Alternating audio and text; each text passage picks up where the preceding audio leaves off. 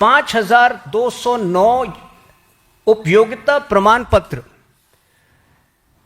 5209 utilisation certificate जो हैं जमा नहीं किए गए हैं, परंतु ये राशि जो है 19,125.88 करोड़ 19,125.88 करोड़ रिलीज कर दी गई है। तो आप समझ सकते हैं कि ये कितना बड़ा स्कैम वहां पे चल रहा था। लेकिन वहीं दूसरी ओर 42,158 यूटिलिटी सर्टिफिकेट्स सबमिटेड हैं, लेकिन 1,14,035 करोड़ अभी तक रिलीज नहीं किए गए हैं। तो एक तरफ फंड्स रिलीज किए जाते हैं, लेकिन यूटिलिटी सर्टिफिकेट्स का कोई हिसाब किताब नहीं होता है। दूसरी तरफ जो यूटिलिटी सर्टिफिकेट्स थोड़े जेन्युइन भी दिखते हैं, उनकी पेमेंट ड्यू है।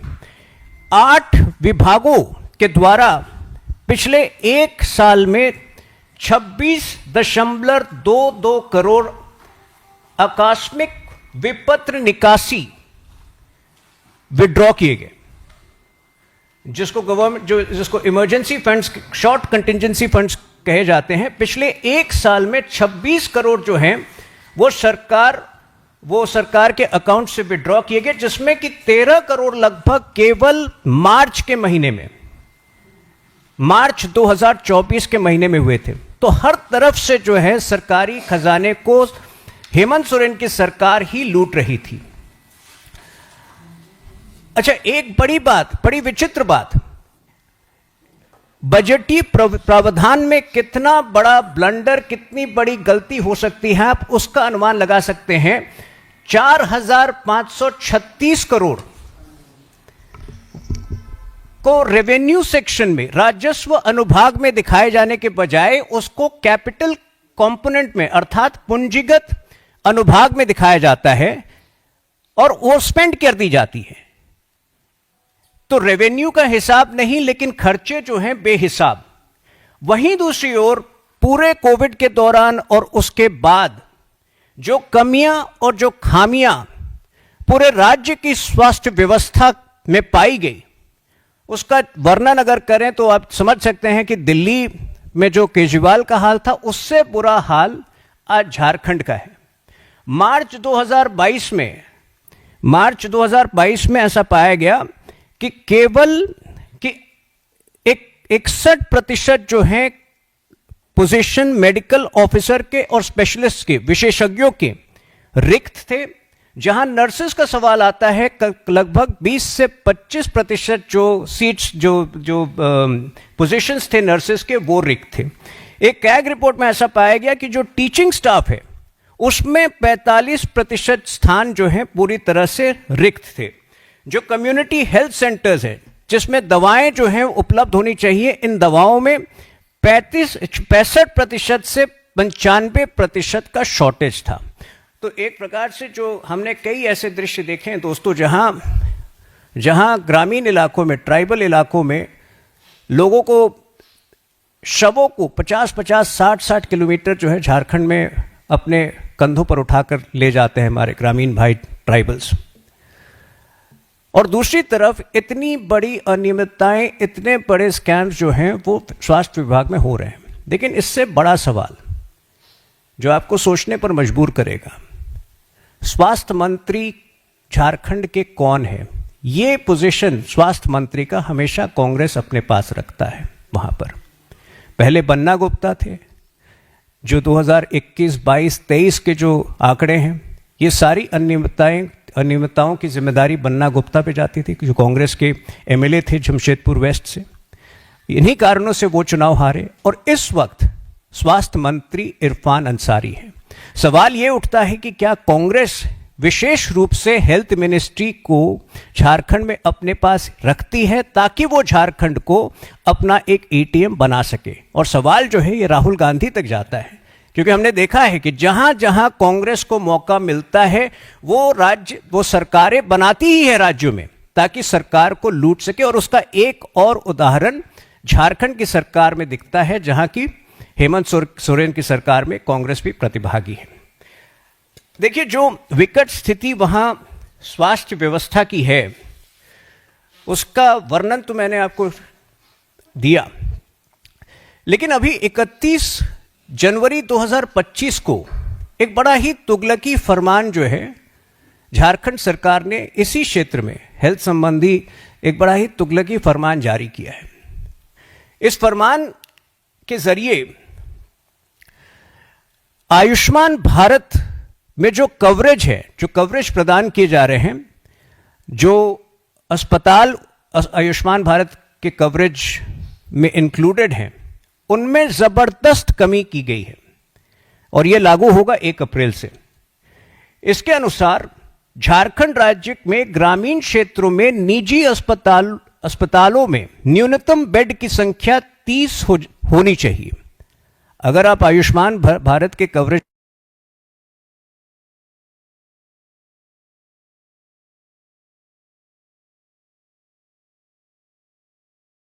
में, तो हमें लगा था कि अपनी पुरानी हरकतों को छोड़कर वो राज्य के हित में कार्य करेंगे, करप्शन मुक्त राज्य की स्थापना का एक प्रयास करेंगे। पुरानी हरकतों को छोड़कर वो राज्य के हित में कार्य करेंगे, करप्शन मुक्त राज्य की स्थापना का एक प्रयास करेंगे। लेकिन हमारा अनुमान गलत था। 27 फरवरी को, और ये विषय इसलिए उठाए जा रहे हैं यहाँ इस स्तर पर क्योंकि उस छोटे से राज्य में जिस बड़े पैमाने पर घोटालों को अंजाम दिया जा रहा है वो अकल्पनीय है। लेकिन दिल्ली से दूरी होने के कारण बहुत सारी ऐसी बातें, बहुत सारे ऐसे विषय जो हैं वो राष्ट्रीय मीडिया में नहीं आ पाते हैं, और जिससे सोरेन सरकार को एक खुली छूट मिल जाती है इस देश को, इस अपने राज्य को लूटने की। मित्रों, 27 फरवरी को एक कैग की रिपोर्ट प्रस्तुत की गई थी झारखंड की असेंबली में। स्वास्थ्य संबंधी जो परफॉर्मेंस रही है राज्य के तमाम स्वास्थ्य विभागों की, उस विषय पर यह रिपोर्ट थी। और इसमें जो तथ्य सामने आए हैं वो आपको हैरान कर देंगे। 19,125.88 करोड़। मैं स्वागत करता हूं तुहिन सिन्हा जी, अपनी बात रखें। धन्यवाद धनंजय जी। पिछले सप्ताह हेमंत सोरेन सरकार की ने अपने दूसरे कार्यकाल के 100 दिन पूरे किए थे। जब उनकी सरकार बनी थी नवंबर के अंत में, तो हमें लगा था कि अपनी पुरानी हरकतों को छोड़कर वो राज्य के हित में कार्य करेंगे, करप्शन मुक्त राज्य की स्थापना का एक प्रयास करेंगे। लेकिन हमारा अनुमान गलत था। 27 फरवरी को, और ये विषय इसलिए उठाए जा रहे हैं यहाँ इस स्तर पर क्योंकि उस छोटे से राज्य में जिस बड़े पैमाने पर घोटालों को अंजाम दिया जा रहा है वो अकल्पनीय है। लेकिन दिल्ली से दूरी होने के कारण बहुत सारी ऐसी बातें, बहुत सारे ऐसे विषय जो हैं वो राष्ट्रीय मीडिया में नहीं आ पाते हैं, और जिससे सोरेन सरकार को एक खुली छूट मिल जाती है इस देश को, इस अपने राज्य को लूटने की। मित्रों, 27 फरवरी को एक कैग की रिपोर्ट प्रस्तुत की गई थी झारखंड की असेंबली में। स्वास्थ्य संबंधी जो परफॉर्मेंस रही है राज्य के तमाम स्वास्थ्य विभागों की, उस विषय पर यह रिपोर्ट थी। और इसमें जो तथ्य सामने आए हैं वो आपको हैरान कर देंगे। 19,125.88 करोड़ का कोई हिसाब नहीं है, जिसमें कि 5,209 उपयोगिता प्रमाण पत्र, 5,209 यूटिलाइजेशन सर्टिफिकेट जो हैं जमा नहीं किए गए हैं, परंतु ये राशि जो है 19,125.88 करोड़, 19,125.88 करोड़ रिलीज कर दी गई है। तो आप समझ सकते हैं कि ये कितना बड़ा स्कैम वहां पे चल रहा था। लेकिन वहीं दूसरी ओर 42,158 यूटिलिटी सर्टिफिकेट्स सबमिटेड हैं, लेकिन 1,14,035 करोड़ अभी तक रिलीज नहीं किए गए हैं। तो एक तरफ फंड्स रिलीज किए जाते हैं लेकिन यूटिलिटी सर्टिफिकेट्स का कोई हिसाब किताब नहीं होता है, दूसरी तरफ जो यूटिलिटी सर्टिफिकेट्स थोड़े जेन्युइन भी दिखते हैं उनकी पेमेंट ड्यू है। 8 विभागों के द्वारा पिछले एक साल में 26.22 करोड़ आकस्मिक विपत्र निकासी विड्रॉ किए गए, जिसको गवर्नमेंट जिसको emergency funds, short contingency funds कहे जाते हैं। पिछले एक साल में 26 करोड़ जो हैं वो सरकार के अकाउंट से विड्रॉ किए गए, जिसमें कि 13 करोड़ लगभग केवल मार्च के महीने में, मार्च 2024 के महीने में हुए थे। तो हर तरफ से जो है सरकारी खजाने को हेमंत सोरेन की सरकार ही लूट रही थी। अच्छा, एक बड़ी विचित्र बात, बजटीय प्रावधान में कितना बड़ा ब्लंडर, कितनी बड़ी गलती हो सकती है, आप उसका अनुमान लगा सकते हैं। 4,536 करोड़ को रेवेन्यू सेक्शन में, राजस्व अनुभाग में दिखाए जाने के बजाय उसको कैपिटल कंपोनेंट में अर्थात पूंजीगत अनुभाग में दिखाया जाता है और ओवर स्पेंड कर दी जाती है। तो रेवेन्यू का हिसाब नहीं लेकिन खर्चे जो हैं बेहिसाब। वहीं दूसरी ओर पूरे कोविड के दौरान और उसके बाद जो कमियां और जो खामियां पूरे राज्य की स्वास्थ्य व्यवस्था में पाई गई, उसका वर्णन अगर करें तो आप समझ सकते हैं कि दिल्ली में जो केजरीवाल का हाल था उससे बुरा हाल आज झारखंड का है। मार्च 2022 में ऐसा पाया गया कि केवल कि 61% जो हैं पोजीशन मेडिकल ऑफिसर के और स्पेशलिस्ट के, विशेषज्ञों के रिक्त थे। जहां नर्सेस का सवाल आता है, लगभग 20 से 25% जो सीट्स जो पोजीशंस थे नर्सेस के, वो रिक्त थे। एक कैग रिपोर्ट में ऐसा पाया गया कि जो टीचिंग स्टाफ है उसमें 45% स्थान जो हैं पूरी तरह से रिक्त थे। जो कम्युनिटी हेल्थ सेंटर्स हैं जिसमें दवाएं जो हैं उपलब्ध होनी चाहिए, इन दवाओं में 65% से 95% का शॉर्टेज था। तो एक प्रकार से जो हमने कई ऐसे दृश्य देखे हैं दोस्तों, जहां ग्रामीण इलाकों में, ट्राइबल इलाकों में लोगों को, शवों को 50-50, 60-60 किलोमीटर जो है झारखंड में अपने कंधों पर उठाकर ले जाते हैं हमारे ग्रामीण भाई ट्राइबल्स। और दूसरी तरफ इतनी बड़ी अनियमितताएं, इतने बड़े स्कैम्स जो हैं वो स्वास्थ्य विभाग में हो रहे हैं। लेकिन इससे बड़ा सवाल जो आपको सोचने पर मजबूर करेगा, स्वास्थ्य मंत्री झारखंड के कौन है? ये पोजीशन स्वास्थ्य मंत्री का हमेशा कांग्रेस अपने पास रखता है। वहां पर पहले बन्ना गुप्ता थे, जो 2021, 22, 23 के जो आंकड़े हैं, ये सारी अनियमितताओं की जिम्मेदारी बन्ना गुप्ता पे जाती थी, जो कांग्रेस के एमएलए थे जमशेदपुर वेस्ट से। इन्हीं कारणों से वो चुनाव हारे और इस वक्त स्वास्थ्य मंत्री इरफान अंसारी हैं।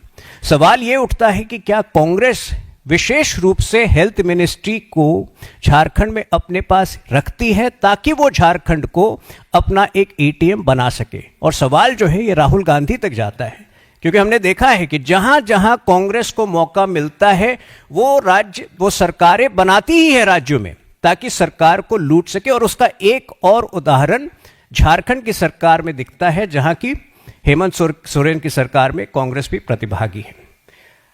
देखिए, जो विकट स्थिति वहां स्वास्थ्य व्यवस्था की है उसका वर्णन तो मैंने आपको दिया, लेकिन अभी 31 जनवरी 2025 को एक बड़ा ही तुगलकी फरमान जो है झारखंड सरकार ने इसी क्षेत्र में हेल्थ संबंधी एक बड़ा ही तुगलकी फरमान जारी किया है।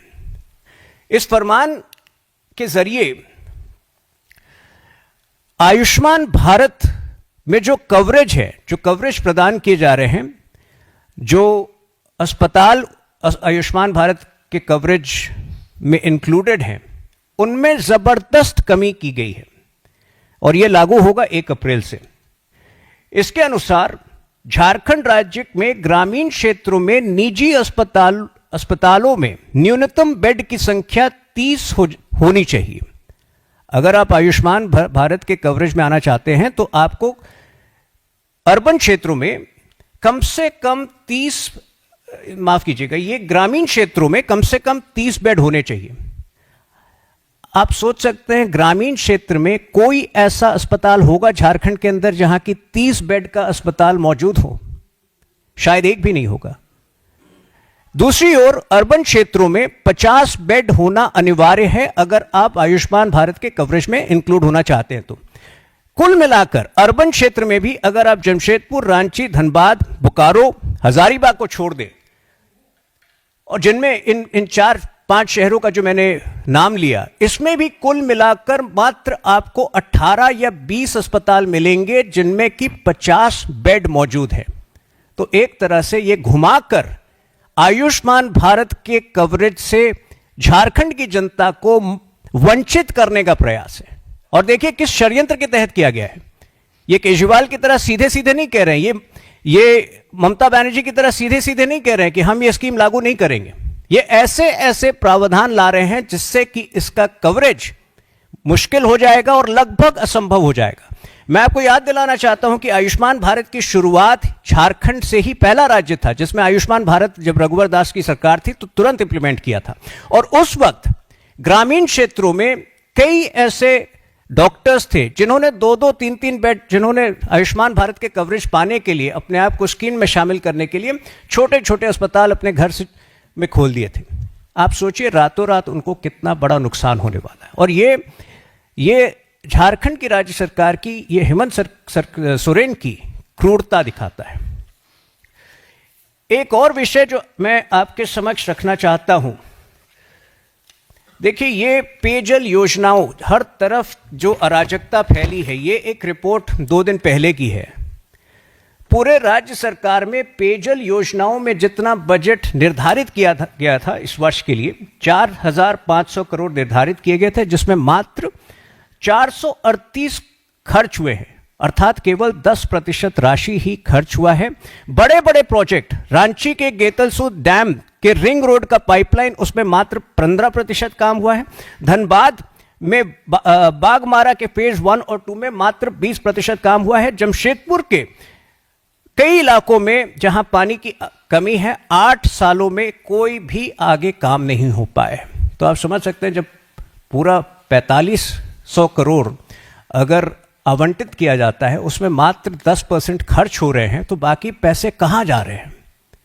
स्वास्थ्य में करप्शन, स्वास्थ्य में भ्रष्टाचार, पेयजल योजनाओं में भ्रष्टाचार। और यह भ्रष्टाचार का लिस्ट इतना लंबा है कि शायद मैं आपको 24 घंटे भी इसमें अगर मैं शुरू हो जाऊं तो 24 घंटे भी कम पड़ेंगे, लेकिन एक जिस्ट मैं बता रहा हूं।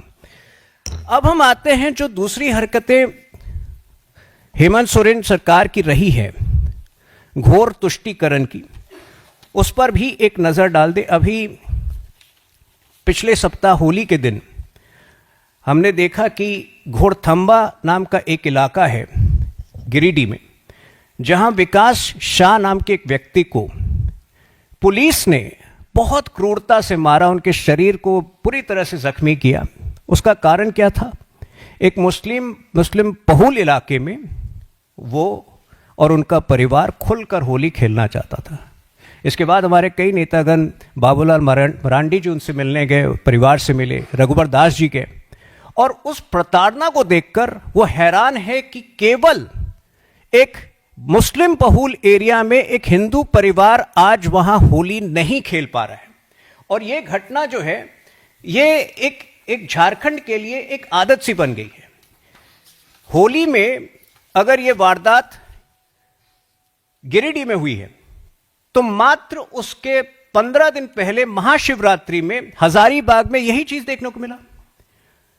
नाम बदल सकते हैं, कहीं वो विकास शाह विक्टिम हो सकता है, कहीं वो अंकित दुबे हो सकता है, माफ कीजिएगा अंकित दुबे नहीं, दूसरा था। लेकिन हर बार, हर साल हम देखते हैं कि पर्व त्योहार के मौसम में ममता बनर्जी की तरह हेमंत सोरेन में भी यही मानसिकता है कि ये हिंदू इलाका है, ये मुस्लिम इलाका है, हिंदू जो है वो मुस्लिम इलाके से दूर रहिए। मैं हेमंत सोरेन को बताना चाहता हूं कि योगी जी से सीख लीजिए। कितने डिस्ट्रिक्ट्स हैं उत्तर प्रदेश में? 75। कितने डिस्ट्रिक्ट झारखंड में? 24। यूपी की पॉपुलेशन क्या है? 24 करोड़। झारखंड की पॉपुलेशन है 3.5 करोड़। अगर 3.5 करोड़ की पॉपुलेशन में और मात्र 24 डिस्ट्रिक्ट में वो लॉ एंड ऑर्डर की व्यवस्था नहीं कर पा रहे हैं, तो किस बात के लिए मुख्यमंत्री बने हैं? और यहीं से मैं दूसरे विषय पर आता हूं, जो कि जनसांख्यिकी का विषय है, डेमोग्राफी डिस्टॉर्शन का विषय है। यहां पर हमने निरंतर देखा है कि पाकुर, साहिबगंज और दुमका के क्षेत्र में इन्होंने खुली छूट दे रखी है झारखंड की सरकार ने कि आप आइए, बांग्लादेश के रेफ्यूजीज जो हैं, वो बांग्लादेश के जो रेफ्यूजी गलत शब्द होगा, लेकिन बांग्लादेश के जो इलीगल माइग्रेंट्स हैं, आप आइए, बसिए। और यहां पर अब बड़ी संख्या में अब आतंकवादी गतिविधियां भी पनप रही हैं। अभी हाल फिलहाल में जमातुल मुजाहिदीन बांग्लादेश का एक खूंखार आतंकवादी अब्दुल मामून वहां गिरफ्तार हुआ था। यह व्यक्ति 6 जनवरी को मुर्शिदाबाद के इलाके से पाकुर में आकर बसा था और इसने पाकुर के इलाके के 15 लोगों को ट्रेनिंग देने का काम किया था, उनको ट्रेन कर रहा था। अब सवाल यह उठता है कि ये जो एक इंसिडेंट हुआ जहां की हेमंत सोरेन की पुलिस ने इसको गिरफ्तार कर लिया, हम ये मानते हैं कि उस पूरे इलाके में, संतल परगना में, कई ऐसे टेरर मॉड्यूल जो हैं वो शुरू किए जा रहे हैं हेमंत सोरेन की निगरानी में, लेकिन राज्य सरकार कई इन मामलों पर को नज़रअंदाज करती है। एक मामले पर ज़रूर जो है वो अपना वाहवाही बटोरने के लिए उन्होंने गिरफ्तार कर लिया, लेकिन कई ऐसी वारदातें पनप रही हैं। आपको पता होगा जनसांख्यिकी युद्ध जो है वहाँ पर बहुत समय से, एक लंबे समय से चल रहा है। वहाँ पर कई रूलिंग्स आए हैं हाई कोर्ट की। लास्ट रूलिंग जो है 30 अक्टूबर की है, जिसमें कि high court, Ranchi high court ने स्पष्ट रूप से कहा है कि एक पैनल का निर्माण हो जिसमें सेंट्रल गवर्नमेंट और स्टेट गवर्नमेंट दोनों के रिप्रेजेंटेटिव्स हों, और जो ये जनसांख्यिकी जो डिस्टॉर्शन हो रहा है, ये डेमोग्राफिक डिस्टॉर्शन हो रहा है, उसके सही कारणों का आकलन करें। राज्य सरकार की नॉन कोऑपरेशन के कारण ये पैनल अब तक गठित नहीं हो पाया है।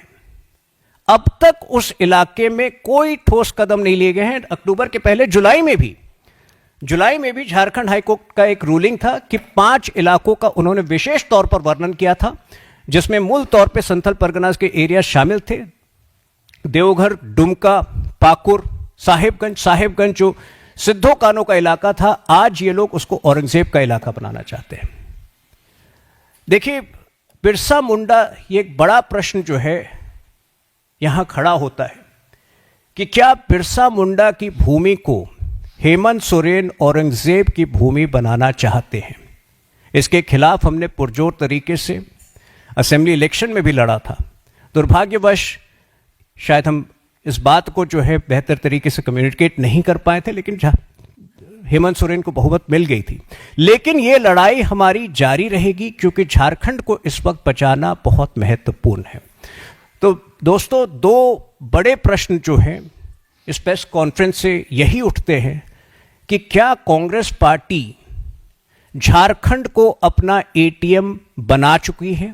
जैसे कि हर राज्य में जब वो लूट की प्रक्रिया शुरू करते हैं, हमेशा से झारखंड में जो हेल्थ मिनिस्टर रहा है वो कांग्रेस का रहा है, और जो बड़े पैमाने पर करप्शन आया है, हम ये मांग करते हैं कि जो मौजूदा हेल्थ मिनिस्टर है इरफान अंसारी, या तो वो सीबीआई की इंक्वायरी की पेशकश करे, हेमंत सोरेन को बोले कि एक सीबीआई की इंक्वायरी हो इस पूरे हेल्थ स्कैम में, और बन्ना गुप्ता जो कि पुराने हेल्थ मिनिस्टर थे, विशेष तौर पर उनको कटघरे में खड़ा किया जाए। दूसरा सवाल यही है कि क्या बिरसा मुंडा की भूमि को हेमंत सोरेन अपने तुष्टिकरण की नीतियों के द्वारा, विकृत नीतियों के द्वारा औरंगजेब की भूमि बनाना चाहते हैं, जो हम कतई नहीं होने देंगे। मित्रों, जो भी आपके प्रश्न हैं आप पूछें।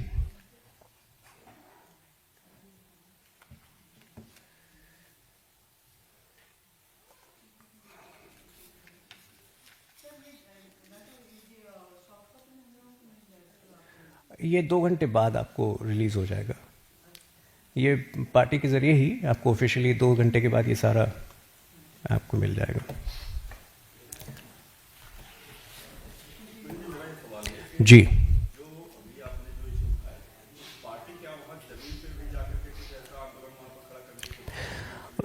देखिए, शुक्रवार को घोड़थम्बा में ये घटना हुई थी जहाँ की अंकित शाह को बेरहमी से मारा गया था, राइट्स हुए थे। रविवार के शाम को रघुबर दास जी वहाँ मौजूद थे उस इलाके में।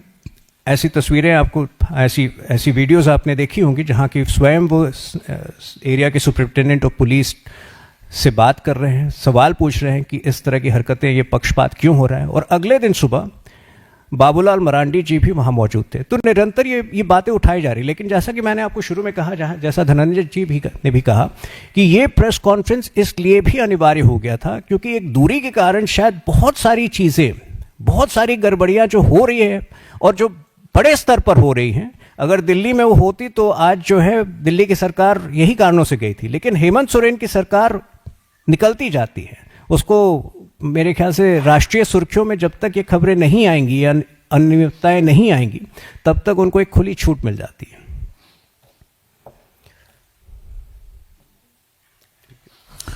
अन्य किसी साथी का कोई सवाल है? सभी को धन्यवाद। धन्यवाद धन्यवाद धन्यवाद धनंजय जी। पिछले सप्ताह हेमंत सोरेन सरकार की ने अपने दूसरे कार्यकाल के 100 दिन पूरे किए थे। जब उनकी सरकार बनी थी नवंबर के अंत में, तो हमें लगा था कि अपनी पुरानी हरकतों को छोड़कर वो राज्य के हित में कार्य करेंगे, करप्शन मुक्त राज्य की स्थापना का एक प्रयास करेंगे। लेकिन हमारा अनुमान गलत था। 27 फरवरी को, और ये विषय इसलिए उठाए जा रहे हैं यहाँ इस स्तर पर क्योंकि उस छोटे से राज्य में जिस बड़े पैमाने पर घोटालों को अंजाम दिया जा रहा है वो अकल्पनीय है। लेकिन दिल्ली से दूरी होने के कारण बहुत सारी ऐसी बातें, बहुत सारे ऐसे विषय जो हैं वो राष्ट्रीय मीडिया में नहीं आ पाते हैं और जिससे सोरेन सरकार को एक खुली छूट मिल जाती है इस देश को, इस अपने राज्य को लूटने की। मित्रों, 27 फरवरी को एक कैग की रिपोर्ट प्रस्तुत की गई थी झारखंड की असेंबली में। स्वास्थ्य संबंधी जो परफॉर्मेंस रही है राज्य के तमाम स्वास्थ्य विभागों की, उस विषय पर यह रिपोर्ट थी। और इसमें जो तथ्य सामने आए हैं वो आपको हैरान कर देंगे। 19,125.88 करोड़ का कोई हिसाब नहीं है, जिसमें कि 5,209 उपयोगिता प्रमाण पत्र, 5,209 यूटिलाइजेशन सर्टिफिकेट जो हैं जमा नहीं किए गए हैं। परंतु ये राशि जो है 19,125.88 करोड़, 19,125.88 करोड़ रिलीज कर दी गई है। तो आप समझ सकते हैं कि ये कितना बड़ा स्कैम वहां पे चल रहा था। लेकिन वहीं दूसरी ओर 42,158 यूटिलिटी सर्टिफिकेट्स सबमिटेड हैं, लेकिन 1,14,035 करोड़ अभी तक रिलीज नहीं किए गए हैं। तो एक तरफ फंड्स रिलीज किए जाते हैं लेकिन यूटिलिटी सर्टिफिकेट्स का कोई हिसाब किताब नहीं होता है। दूसरी तरफ जो यूटिलिटी सर्टिफिकेट्स थोड़े जेन्युइन भी दिखते हैं, उनकी पेमेंट ड्यू है। 8 विभागों के द्वारा पिछले एक साल में 26.22 करोड़ आकस्मिक विपत्र निकासी विड्रॉ किए गए, जिसको emergency funds, short contingency funds कहे जाते हैं। पिछले एक साल में 26 करोड़ जो हैं वो सरकार के अकाउंट से विड्रॉ किए गए, जिसमें कि 13 करोड़ लगभग केवल मार्च 2024 के महीने में हुए थे। तो हर तरफ से जो है सरकारी खजाने को हेमंत सोरेन की सरकार ही लूट रही थी। अच्छा, एक बड़ी विचित्र बात, बजटीय प्रावधान में कितना बड़ा ब्लंडर, कितनी बड़ी गलती हो सकती है, आप उसका अनुमान लगा सकते हैं। 4,536 करोड़ को रेवेन्यू सेक्शन में, राजस्व अनुभाग में दिखाए जाने के बजाय उसको कैपिटल कंपोनेंट में अर्थात पूंजीगत अनुभाग में दिखाया जाता है और वो स्पेंड कर दी जाती है। तो रेवेन्यू का हिसाब नहीं, लेकिन खर्चे जो हैं बेहिसाब।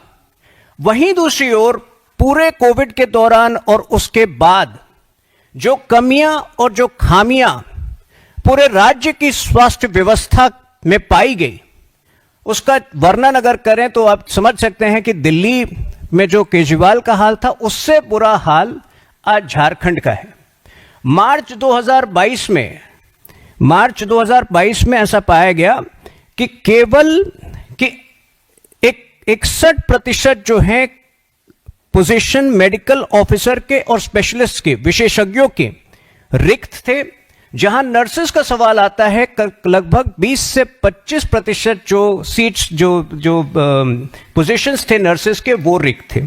एक कैग रिपोर्ट में ऐसा पाया गया कि जो टीचिंग स्टाफ है उसमें 45% स्थान जो है पूरी तरह से रिक्त थे। जो कम्युनिटी हेल्थ सेंटर्स है जिसमें दवाएं जो हैं उपलब्ध होनी चाहिए, इन दवाओं में 65% से 95% का शॉर्टेज था। तो एक प्रकार से जो हमने कई ऐसे दृश्य देखे हैं दोस्तों, जहां ग्रामीण इलाकों में, ट्राइबल इलाकों में लोगों को, शवों को 50-50, 60-60 किलोमीटर जो है झारखंड में अपने कंधों पर उठाकर ले जाते हैं हमारे ग्रामीण भाई ट्राइबल्स। और दूसरी तरफ इतनी बड़ी अनियमितताएं, इतने बड़े स्कैम्स जो हैं वो स्वास्थ्य विभाग में हो रहे हैं। लेकिन इससे बड़ा सवाल जो आपको सोचने पर मजबूर करेगा, स्वास्थ्य मंत्री झारखंड के कौन है? ये पोजीशन स्वास्थ्य मंत्री का हमेशा कांग्रेस अपने पास रखता है। वहां पर पहले बन्ना गुप्ता थे, जो 2021, 22, 23 के जो आंकड़े हैं, ये सारी अनियमितताओं की जिम्मेदारी बन्ना गुप्ता पे जाती थी, जो कांग्रेस के एमएलए थे जमशेदपुर वेस्ट से। इन्हीं कारणों से वो चुनाव हारे और इस वक्त स्वास्थ्य मंत्री इरफान अंसारी है। सवाल ये उठता है कि क्या कांग्रेस विशेष रूप से हेल्थ मिनिस्ट्री को झारखंड में अपने पास रखती है ताकि वो झारखंड को अपना एक एटीएम बना सके? और सवाल जो है ये राहुल गांधी तक जाता है, क्योंकि हमने देखा है कि जहां जहां कांग्रेस को मौका मिलता है वो सरकारें बनाती ही है राज्यों में, ताकि सरकार को लूट सके। और उसका एक और उदाहरण झारखंड की सरकार में दिखता है, जहां की हेमंत सोरेन की सरकार में कांग्रेस भी प्रतिभागी है। देखिए, जो विकट स्थिति वहां स्वास्थ्य व्यवस्था की है, उसका वर्णन तो मैंने आपको दिया। लेकिन अभी 31 जनवरी 2025 को एक बड़ा ही तुगलकी फरमान जो है झारखंड सरकार ने इसी क्षेत्र में हेल्थ संबंधी एक बड़ा ही तुगलकी फरमान जारी किया है। इस फरमान के जरिए आयुष्मान भारत में जो कवरेज है, जो कवरेज प्रदान किए जा रहे हैं, जो अस्पताल आयुष्मान भारत के कवरेज में इंक्लूडेड हैं, उनमें जबरदस्त कमी की गई है और यह लागू होगा 1 अप्रैल से। इसके अनुसार झारखंड राज्य में ग्रामीण क्षेत्रों में निजी अस्पतालों में न्यूनतम बेड की संख्या 30 होनी चाहिए। अगर आप आयुष्मान भारत के कवरेज में आना चाहते हैं तो आपको अर्बन क्षेत्रों में कम से कम 30, माफ कीजिएगा, ये ग्रामीण क्षेत्रों में कम से कम 30 बेड होने चाहिए। आप सोच सकते हैं ग्रामीण क्षेत्र में कोई ऐसा अस्पताल होगा झारखंड के अंदर जहां की 30 बेड का अस्पताल मौजूद हो? शायद एक भी नहीं होगा। दूसरी ओर अर्बन क्षेत्रों में 50 बेड होना अनिवार्य है अगर आप आयुष्मान भारत के कवरेज में इंक्लूड होना चाहते हैं तो। कुल मिलाकर अर्बन क्षेत्र में भी अगर आप जमशेदपुर, रांची, धनबाद, बोकारो, हजारीबाग को छोड़ दें, और जिनमें इन 4-5 शहरों का जो मैंने नाम लिया, इसमें भी कुल मिलाकर मात्र आपको 18 या 20 अस्पताल मिलेंगे जिनमें कि 50 बेड मौजूद है। तो एक तरह से यह घुमाकर आयुष्मान भारत के कवरेज से झारखंड की जनता को वंचित करने का प्रयास है। और देखिए किस षड्यंत्र के तहत किया गया है। ये केजरीवाल की तरह सीधे सीधे नहीं कह रहे हैं, ये ममता बनर्जी की तरह सीधे सीधे नहीं कह रहे हैं कि हम ये स्कीम लागू नहीं करेंगे। ये ऐसे ऐसे प्रावधान ला रहे हैं जिससे कि इसका कवरेज मुश्किल हो जाएगा और लगभग असंभव हो जाएगा। मैं आपको याद दिलाना चाहता हूं कि आयुष्मान भारत की शुरुआत झारखंड से ही पहला राज्य था जिसमें आयुष्मान भारत जब रघुवर दास की सरकार थी तो तुरंत इंप्लीमेंट किया था।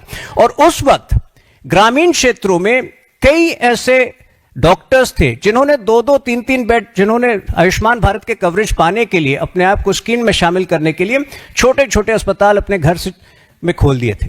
आप सोचिए रातों रात उनको कितना बड़ा नुकसान होने वाला है। और ये झारखंड की राज्य सरकार की, ये हेमंत सोरेन की क्रूरता दिखाता है।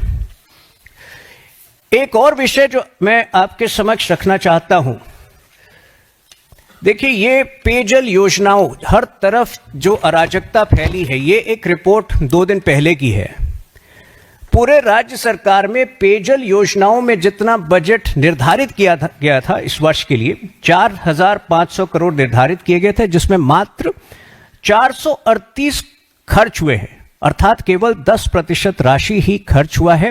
बड़े बड़े प्रोजेक्ट, रांची के गेतलसूद डैम के रिंग रोड का पाइपलाइन, उसमें मात्र 15% काम हुआ है।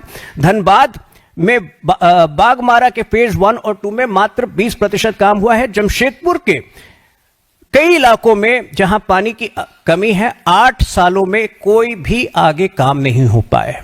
तो आप समझ सकते हैं जब पूरा 4500 करोड़ अगर आवंटित किया जाता है, उसमें मात्र 10% खर्च हो रहे हैं, तो बाकी पैसे कहां जा रहे हैं? स्वास्थ्य में करप्शन, स्वास्थ्य में भ्रष्टाचार, पेयजल योजनाओं में भ्रष्टाचार। और ये भ्रष्टाचार का लिस्ट इतना लंबा है कि शायद मैं आपको 24 घंटे भी इसमें अगर मैं शुरू हो जाऊं तो 24 घंटे भी कम पड़ेंगे, लेकिन एक जिस्ट में बता रहा हूं। अब हम आते हैं जो दूसरी हरकतें हेमंत सोरेन सरकार की रही है, घोर तुष्टीकरण की, उस पर भी एक नजर डाल दे। अभी पिछले सप्ताह होली के दिन हमने देखा कि घोड़थंबा नाम का एक इलाका है गिरिडीह में, जहां विकास शाह नाम के एक व्यक्ति को पुलिस ने बहुत क्रूरता से मारा, उनके शरीर को पूरी तरह से जख्मी किया। उसका कारण क्या था? एक मुस्लिम बहुल इलाके में वो और उनका परिवार खुलकर होली खेलना चाहता था। इसके बाद हमारे कई नेतागण, बाबूलाल मरांडी जी उनसे मिलने गए, परिवार से मिले, रघुवर दास जी गए, और उस प्रताड़ना को देखकर वो हैरान है कि केवल एक मुस्लिम बहुल एरिया में एक हिंदू परिवार आज वहां होली नहीं खेल पा रहा है। और ये घटना जो है, ये एक झारखंड के लिए एक आदत सी बन गई है। होली में अगर ये वारदात गिरिडीह में हुई है, तो मात्र उसके 15 दिन पहले महाशिवरात्रि में हजारीबाग में यही चीज देखने को मिला। नाम बदल सकते हैं, कहीं वो विकास शाह विक्टिम हो सकता है, कहीं वो अंकित दुबे हो सकता है, माफ कीजिएगा अंकित दुबे नहीं, दूसरा था। लेकिन हर बार, हर साल हम देखते हैं कि पर्व त्योहार के मौसम में ममता बनर्जी की तरह हेमंत सोरेन में भी यही मानसिकता है कि ये हिंदू इलाका है, ये मुस्लिम इलाका है, हिंदू जो है वो मुस्लिम इलाके से दूर रहिए। मैं हेमंत सोरेन को बताना चाहता हूं कि योगी जी से सीख लीजिए। कितने डिस्ट्रिक्ट्स हैं उत्तर प्रदेश में? 75। कितने डिस्ट्रिक्ट झारखंड में? 24। यूपी की पॉपुलेशन क्या है? 24 करोड़। झारखंड की पॉपुलेशन है 3.5 करोड़। अगर 3.5 करोड़ की पॉपुलेशन में और मात्र 24 डिस्ट्रिक्ट में वो लॉ एंड ऑर्डर की व्यवस्था नहीं कर पा रहे हैं, तो किस बात के लिए मुख्यमंत्री बने हैं? और यहीं से मैं दूसरे विषय पर आता हूं, जो कि जनसांख्यिकी का विषय है, डेमोग्राफी डिस्टॉर्शन का विषय है। यहां पर हमने निरंतर देखा है कि पाकुर, साहिबगंज और डुमका के क्षेत्र में इन्होंने खुली छूट दे रखी है झारखंड की सरकार ने कि आप आइए, बांग्लादेश के रेफ्यूजीज जो हैं, वो बांग्लादेश के जो रेफ्यूजी गलत शब्द होगा, लेकिन बांग्लादेश के जो इलीगल माइग्रेंट्स हैं, आप आइए, बसिए। और यहां पर अब बड़ी संख्या में अब आतंकवादी गतिविधियां भी पनप रही हैं। अभी हाल फिलहाल में जमातुल मुजाहिदीन बांग्लादेश का एक खूंखार आतंकवादी अब्दुल मामून वहां गिरफ्तार हुआ था। यह व्यक्ति 6 जनवरी को मुर्शिदाबाद के इलाके से पाकुर में आकर बसा था और इसने पाकुर के इलाके के 15 लोगों को ट्रेनिंग देने का काम किया था, उनको ट्रेन कर रहा था। अब सवाल यह उठता है कि ये जो एक इंसिडेंट हुआ जहां की हेमंत सोरेन की पुलिस ने इसको गिरफ्तार कर लिया, हम ये मानते हैं कि उस पूरे इलाके में संतल परगना में कई ऐसे टेरर मॉड्यूल जो हैं वो शुरू किए जा रहे हैं हेमंत सोरेन की निगरानी में, लेकिन राज्य सरकार कई इन मामलों पर को नजरअंदाज करती है। एक मामले पर जरूर जो है वो अपना वाहवाही बटोरने के लिए उन्होंने गिरफ्तार कर लिया, लेकिन कई ऐसी वारदातें पनप रही हैं। आपको पता होगा जनसंख्यिकी युद्ध